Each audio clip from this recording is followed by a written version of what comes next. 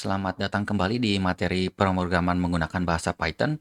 Sekarang kita akan lanjut dari membahas tentang variabel, kita akan sebetulnya mundur kembali beberapa langkah dan nanti kita mulai maju lagi sedikit sebelum akhirnya kita masuk ke beberapa bagian yang ke kondisi, pengulangan, dan seterusnya. Jadi untuk pada video kali ini beberapa hal yang akan dibahas itu adalah yang pertama sintaks. Ini sebetulnya sintaks ini hanya mengulang di bahasa pemrograman karena istilah ini bukan hanya digunakan di Python tapi digunakan di seluruh bahasa pemrograman. Lalu yang kedua itu komentar, ketiga dasar input output, indentation, multi-line dan multi-statement. Kita mulai dulu dari sintaks. Apa itu sintaks? Jadi kalau dalam bahasa sintaks itu berasal dari bahasa Yunani yang merupakan dua bagian, yaitu sin yang artinya bersama dan taksis yang artinya rangkaian. Jadi sintaks itu adalah salah satu cabang dari ilmu linguistik yang mempelajari kaidah yang menentukan bagaimana kata dalam membentuk frasa dan frasa membentuk kalimat. Jadi ini sebetulnya grammar dalam kata atau klausa dalam kalimat. Dari sisi bahasa itu adalah seperti itu. Tapi kalau dari sisi pemrograman itu adalah aturan yang harus dipenuhi agar kode atau skrip yang ditulis dapat dimengerti oleh komputer. Jadi walaupun eh, kita berbicara bukan menggunakan bahasa manusia, tapi dalam menuliskan sebuah kode pun itu harus ada aturannya seperti ini, seperti ini, seperti ini, sehingga nanti komputer tidak akan kebingungan dalam menerjemahkan kode yang kita miliki. Jadi aturan-aturan ini sudah diatur secara baku dan terdapat di setiap bahasa pemrograman.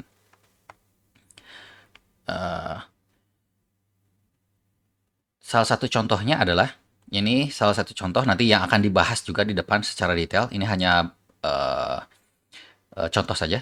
Jadi kalau dalam kondisi pemilihan itu nanti sintaksnya itu ada dimulai dari if, lalu kondisinya seperti apa. Kalau kondisi ini memenuhi maka nanti di sini ada spasi yang harus dipenuhi.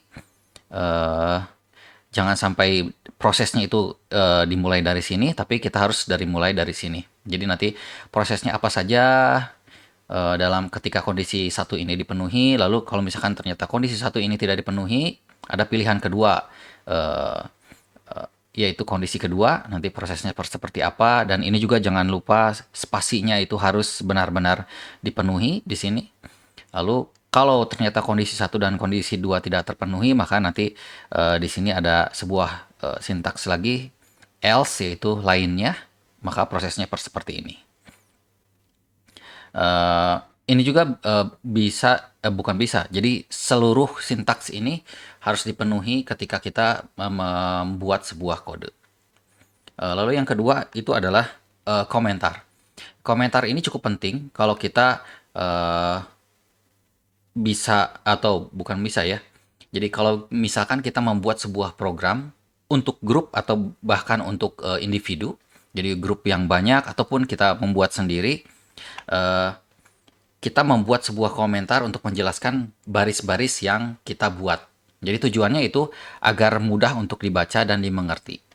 Eh, Kenapa ini dibutuhkan? Karena misalkan kita mengembangkan sebuah kode sendiri dulu ya, fokusnya kita sendiri dulu.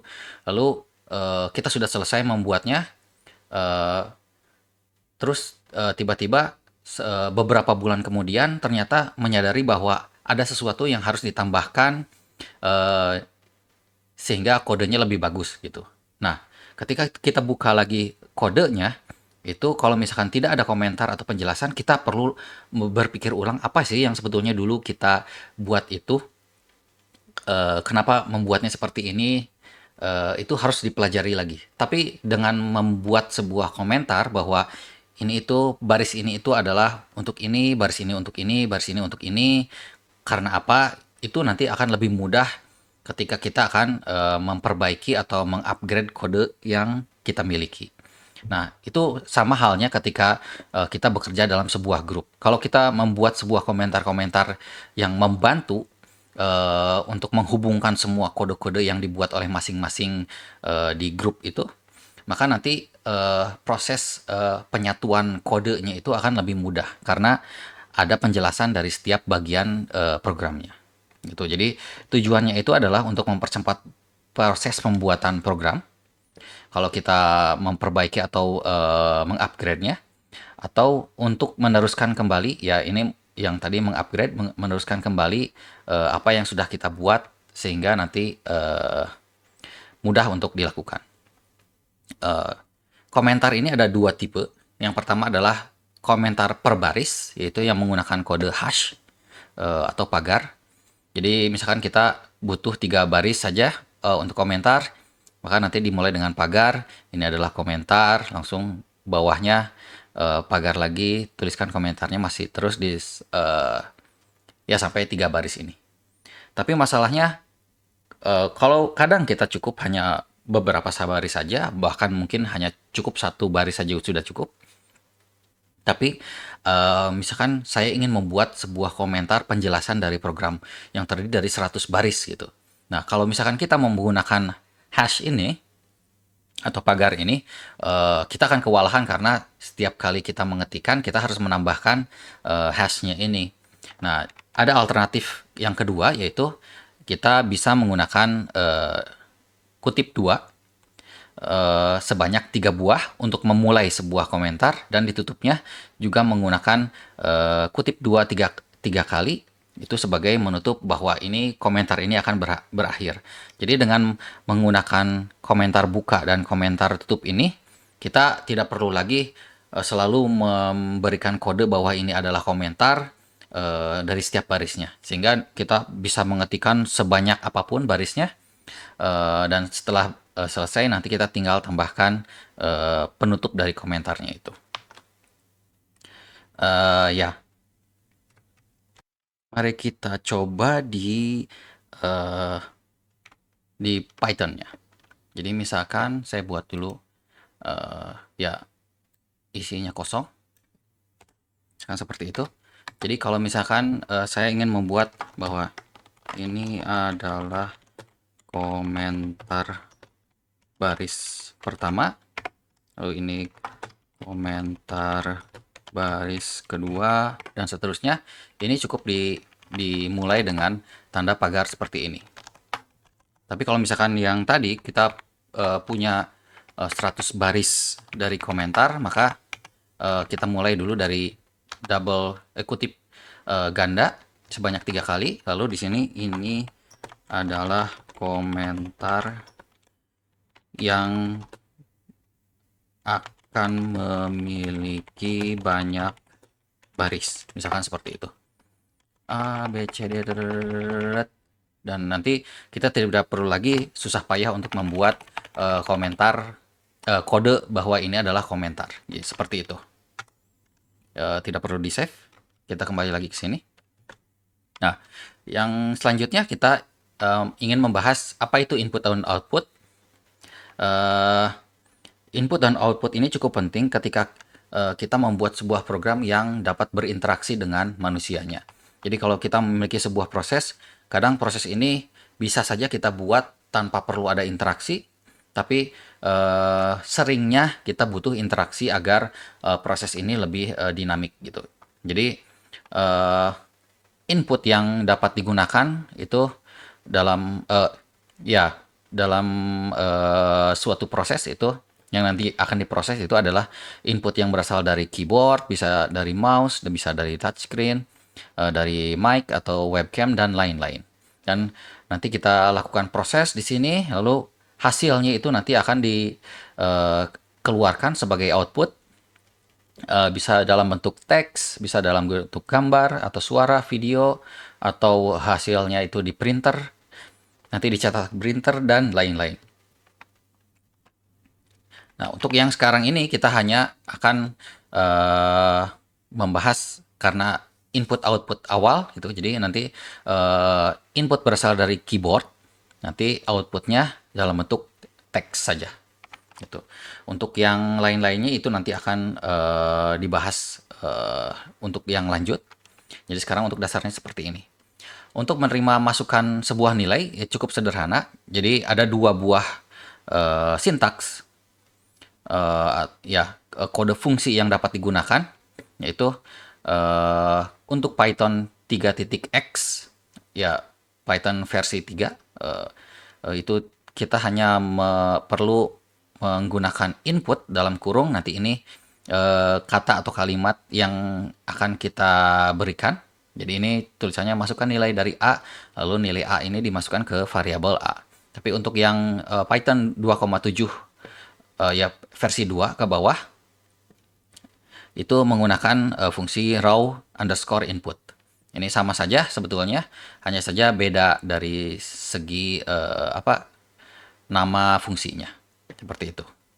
Nah, kita coba di Spider, tapi karena saya menggunakan Python versi 3, nanti saya hanya menggunakan yang ini. Jadi contohnya saya hapus dulu ini yang sebelumnya. Misalkan X sama dengan input masukkan nilai X sama dengan berapa.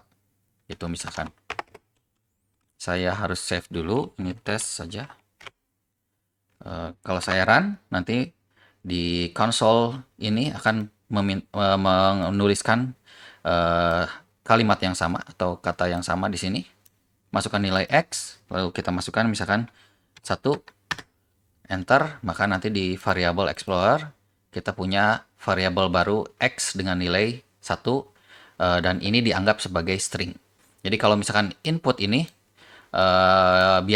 bukan biasanya, memang selalu langsung dikonversi menjadi string, sehingga nanti kita perlu mengubah tipe variabelnya menjadi apa gitu, seperti yang sebelumnya sudah dibahas untuk mengubah tipe variabel. Nah, seperti itu. Lalu untuk menampilkan isi variabel yang tadi sudah dimasukkan, itu kita bisa menggunakan perintah print dan variabel apa yang akan kita tampilkan. Jadi ini contohnya, ini bisa kita langsung ketikkan langsung nilainya seperti yang sebelumnya, atau kita bisa menggunakan input yang seperti ini. Kita gunakan yang input saja supaya terhubung dengan yang tadi. Jadi ke sini, kalau input sudah dikeluarkan, maka kita print nilai dari X. Masukkan nilai X 1, 2, 3 misalkan. Nah, langsung dikeluarkan 1, 2, 3 outputnya. Nah, seperti itu. Nah, untuk menggabungkan, kadang seperti yang tadi ini, masukkan nilai X sama dengan 1, 2, 3, tiba-tiba keluar 1, 2, 3, apa ini? Misalkan gitu ya. Jadi kita kebingungan, tiba-tiba ada sebuah angka yang entah berantah dari mana, misalkan prosesnya sebetulnya panjang gitu.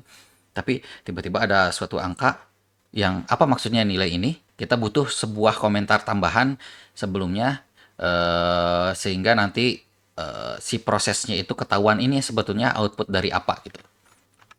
Ini bisa dengan menggabungkan sebuah string, misalkan string dari apa gitu, dari suatu variabel apa, ditambahkan nilai dari variabel apa gitu. Tapi semuanya ini harus dalam bentuk string. Karena print itu hanya mengambil input dalam bentuk string. Jadi kalau misalkan si A ini dalam bentuk integer, kan kalau di sini 100 ini, maka kita harus konversi dulu menjadi string, lalu ini ditambahkan hello world yang di sini. Untuk menggabungkan seperti ini bisa saja, asal keduanya tipe variabelnya bukan sama ya. Tapi misalkan angka dengan angka, string dengan string, itu tidak masalah. Jadi ini contohnya kalau A-nya 100, ininya float 11,22, maka ini juga tidak masalah. Atau ini yang lebih biasanya sering digunakan, itu nanti print nilai dari C adalah plus nilai C-nya ditampilkan, tapi dikonversi dulu ke dalam bentuk string. Seperti itu. Jadi ini adalah salah satu teknik yang disebut dengan string interpolated. Jadi bagaimana kita menggabungkan beberapa variabel dengan bisa tipe variabelnya sama atau tipe variabelnya berbeda, sehingga nanti menjadi sebuah kata atau kalimat yang eh, ya cukup membantu manusia untuk memahami apa sebenarnya yang terjadi di sana. Jadi misalkan contohnya dulu, saya ingin eh, mengambil input yang sebelumnya ini X, lalu kita ubah si nilai X ini menjadi misalkan ditambah 10 gitu ya. Lalu saya ingin nilai Y sama dengan, jadi yang saya ingin tampilkan bukan X tapi hasil di operasi ini ada proses, maka nilai dari Y sama dengan STR dari Y, seperti itu. Kalau kita misalkan mau juga menampilkan nilai dari X, bisa seperti ini, X sama dengan, saya lupa kutipnya, jadi plus STR dari X, seperti itu. Tapi kalau kita run, masukkan nilai X, misalkan 12, oh sorry, ada yang error, ini, oh ini nggak perlu diubah ke string karena sudah menjadi string, tapi ini harus diubah menjadi integer, misalkan itu ya. Kalau misalkan ini ingin diubah jadi float, juga bisa jadi float. Karena output dari input ini akan bentuknya string, jadi kita tidak perlu lagi diubah menjadi string. Tapi karena Y ini butuh data integer atau float, itu jadi nanti kita butuh konversi dulu menjadi integer ditambah 10, baru nanti ditampilkan. Sekarang 12. Nah, seperti itu. Nilai X adalah 12, nilai Y adalah 22. Setelah dijumlahkan seperti itu. Tapi kalau misalkan ternyata kita ingin ini menjadi float, juga bisa. Masukkan nilai X, misalkan 14. Nah, nanti di sini nilai X-nya itu, nilai Y-nya akan menjadi dalam bentuk float. Tapi di sini nilai X-nya itu karena masih string, karena berasal dari sini, maka nilainya tidak ada komanya. Tapi kalau misalkan kita mau menampilkan dalam bentuk string, kita harus mengkonversi dulu, misalkan seperti ini. X. Jadi X sama dengan float dari X. Jadi kita konversi dulu, nilai X itu adalah X yang sebelumnya dalam bentuk string, tapi dikonversi menjadi bilangan real. Seperti itu. Kita run lagi. Nilai X adalah 2 misalkan. Oh, ada yang salah. Karena ini sudah menjadi float, maka kita harus tambahkan konversi string. 7. Nah, seperti itu. Jadi nilai dari si X-nya itu sekarang dalam bentuk float. Seperti itu. Oke, sekarang kita kembali ke... ini sudah dibahas. Jadi kita punya sebuah input A dan B, nanti kita bisa print outputnya seperti ini. Lalu yang keempat, kita akan membahas tentang indentation. Karena ini cukup penting, jadi beberapa pemrograman tidak menggunakan indentation yang sama dengan Python, sehingga ini perlu dibahas bahwa indentation di Python itu cukup penting, karena kalau tidak dipenuhi maka akan terjadi error atau kodenya ditolak oleh Python itu sendiri. Jadi Python ini menggunakan indentation bentuk white space, jadi spasi itu atau tab itu cukup penting, jadi posisi atau jumlahnya dari spasi itu cukup penting, sehingga kita tidak bisa mengabaikan jumlahnya atau dipersedikit atau diperbanyak, itu tidak boleh. Jadi harus tepat untuk mendefinisikan, tujuannya untuk mendefinisikan blok dari program itu. Jumlah white space-nya itu tidak tetap, tapi harus sama dengan blok yang kita miliki.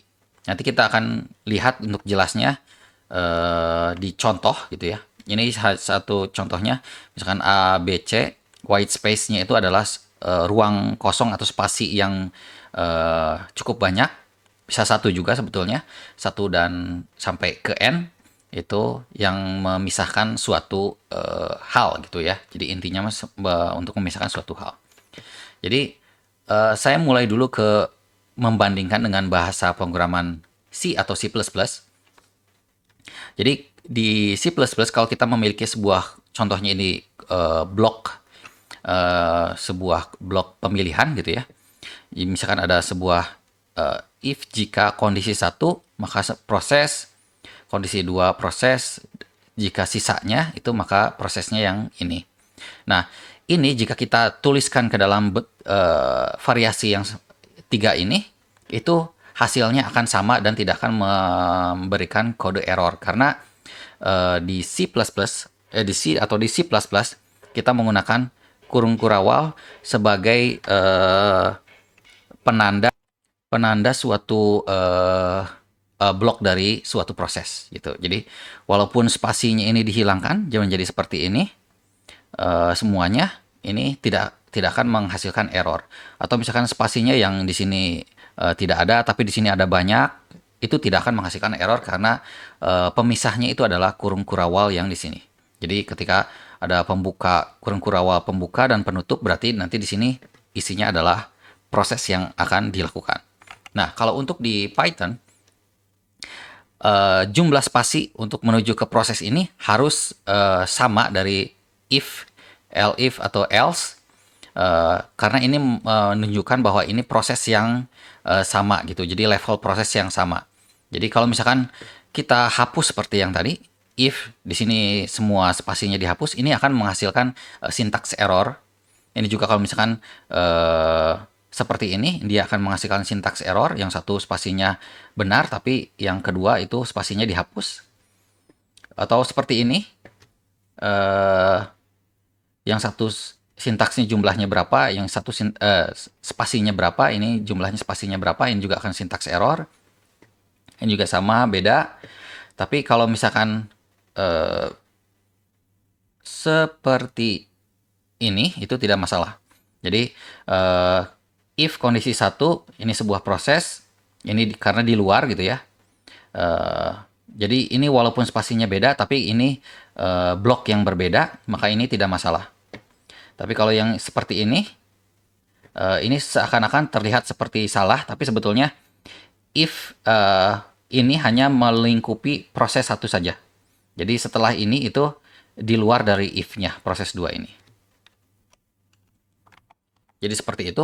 Jadi hal yang perlu dipertimbangkan adalah kita jangan seenak kita menambahkan atau mengurangkan if. Jadi contohnya, misalkan di sini saja ya. Kan X sama dengan 1. If X lebih besar daripada 0. Ketika kita enter, maka otomatis kalau di spider dia akan memberikan spasi dengan nilai tertentu. Nanti di sini proses, atau misalkan Y sama dengan X plus 2. Terus Z sama dengan Y dikali 3. Misalkan seperti itu. Nah, seperti ini tidak masalah. Tapi kalau misalkan kita hapus seperti ini, itu akan menghasilkan error. Nah, di sini juga ada tanda silang. Indentation-nya tidak cocok. Unindent doesn't match any outer indentation level. Seperti itu. Jadi kalau kita run, nah di sini indentation error. Kita harus menyamakan supaya bisa jalan. Seperti itu. Tapi kalau misalkan kita hapus semuanya, ini tidak masalah karena ini bloknya itu hanya sampai sini. Jadi if yang di dalamnya itu hanya sampai Y sama dengan X plus 2. Tapi kalau yang sebelumnya ini Y sama dengan X plus 2, terus nilai Y ini digunakan juga untuk Z. Jadi bloknya kalau seperti ini menjadi 3 baris ini. Seperti itu. Nah, sekarang kita bahas tentang multiline. Jadi multiline ini cukup penting karena kadang kita membuat sebuah rumus atau data yang cukup panjang yang diinputkan. Sehingga terlalu panjang gitu satu barisnya perintahnya. Jadi kita bisa memotong sebuah apa ya, baris perintah yang cukup panjang ini dengan menggunakan backslash, bisa seperti ini. Jadi misalkan ada 1 plus 2 plus 3 plus seterusnya sampai 9, itu bisa kita potong untuk ini sebagai ini masih bersambung ke baris selanjutnya gitu.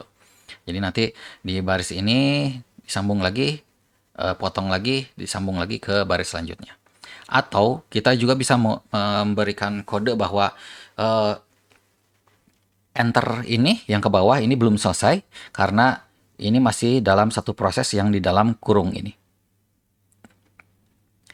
Jadi ya masih masih diteruskan. Ini alternatif yang kedua, dan yang alternatif ketiga ini sebetulnya uh, untuk pembuatan array atau data dengan nilainya yang banyak itu pakai siku. Selama sikunya belum ditutup, maka kalau kita enter ke bawah ini masih uh, dalam satu data yang sama seperti itu. Multi statement juga kadang cukup penting digunakan. Kalau misalkan kita punya A, B, C sampai Z gitu, kita mendefinisikan, tapi perintahnya terlalu pendek seperti ini, maka kita bisa menggabungkan semua ini dalam satu baris dengan menggunakan titik koma untuk memisahkan A, B, C-nya, atau juga kita bisa menggunakan teknik lain, yaitu kita definisikan semua variabel yang akan diberi nilainya, yaitu A, B, C, nanti sama dengan urutannya sama, itu nilai dari A itu 1, nilai dari B itu 2, dan nilai dari C itu 3. Seperti ini bisa digunakan. Kita akan coba dulu di sini. Misalkan kita punya A sama dengan 1, B sama dengan 2, C sama dengan 3. Ini akan sama dengan, misalkan saya buat yang lain, namanya D sama dengan 1 titik koma, E sama dengan 2 titik koma, F sama dengan 3. Seperti itu. Atau saya pakai IJK sama dengan 1,2,3. Ini sama hasilnya dan menghasilkan di variabel itu ABC123, DEF123, dan IJK 123.